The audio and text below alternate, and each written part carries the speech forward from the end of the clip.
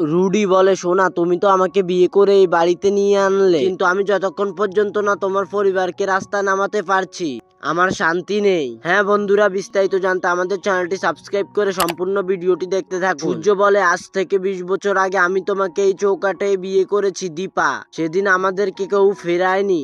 আজকে তো ওরাও আমাদের কাছে একটা সুযোগ চেয়েছে, ওদেরকে আমরা ফিরিয়ে দেব না। সূর্য বলে, তাই আমার মনে হয় এতে কোনো দোষ নেই, অ্যাটলিস্ট আমি তো দেখছি না। তখনই জয় বলে, আচ্ছা বৌদিদি, তোমার কি কোনো ভালো জিনিসকে খারাপ না করা অবধি তোমার ভালো লাগে না, তাই না? দাদা তো একটা কথা বলেছে, সেটা শুনো না।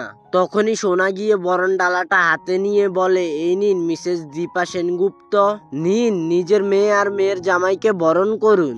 দীপা বলে, নিজের জিদে এত বড় ক্ষতি করতে পারলি সোনা? সোনা বলে, আরে বড় মুশকিল তো আমি বিয়ে করে এসেছি আর তুমি খালি নেগেটিভ কথা বলছো। আরে বাবা, আমি রুডিকে নিজের ইচ্ছে বিয়ে করেছি, তোমাদের কোনো দায়ভার নিতে হবে না। হ্যাঁ, আমি রুডিকে বিশ্বাস করেছি নিজের মা আর বোন থেকে বেশি। তখনই সোনা গিয়ে সবাইয়ের আশীর্বাদ নেয়। রুডি গিয়ে দীপাকে মা বলে আশীর্বাদ নিতে গেলে সোনা বলে, থাক। সোনা বলে, আমার বিয়ে হয়েছে, আমি আশীর্বাদ নেব, অভিশাপ না। ওনাকে প্রণাম করার কোনো দরকার নেই। রূপা বলে, শয়তান ভর করেছে তোমার উপরে, মায়ের আশীর্বাদ ছাড়া কেউ সুখী হতে পারে না।